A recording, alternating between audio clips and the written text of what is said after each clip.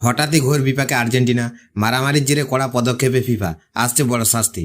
বিশ্বকাপ ফাইনালে স্পেনের কাছে 1-0 গোলে হারার পর এবার নতুন করে বড় বিপাকে পড়েছে আর্জেন্টিনা।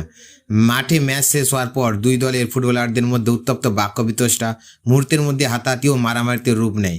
এই ঘটনার পরে ফিফা আর্জেন্টিনার বিরুদ্ধে আনুষ্ঠানিক শাস্তিমূলক তদন্ত শুরু করেছে। প্রতিবেদন অনুযায়ী ফিফা রেফারির রিপোর্ট, ম্যাচের ভিডিও ফুটেজ এবং বিভিন্ন ঘটনার বিস্তারিত পর্যালোচনা করছে। তদন্তে কেন্দ্রে রয়েছেন আর্জেন্টিনার ডিফেন্ডার লিয়াদ্রো পারেদেস। অভিযোগ, স্পেনের এরিক গার্সিয়ার সঙ্গে সংঘর্ষে জড়িয়ে তিনি গলায় ধাক্কা দেন এবং পরে গাভিকেও ধাক্কা মেরে ফেলে দেন। এই ঘটনার জেরেই তাকে লাল কার্ড দেখানো হয়। শুধু পারেদেসই নয়, তদন্তের আওতায় এসেছেন লাহুয়েল মোলিনা এবং আর্জেন্টিনার সহকারী কোচ রবার্তো আয়ালো।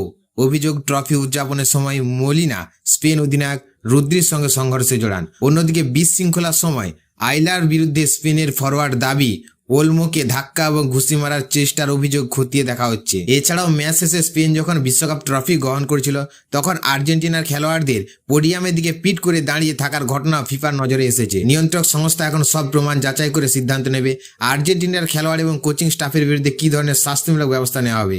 জরিমানা, ম্যাচে নিষেধাজ্ঞা, আরও কঠোর শাস্তি, সবই এখন ফিফার চূড়ান্ত সিদ্ধান্তের উপর নির্ভর করছে।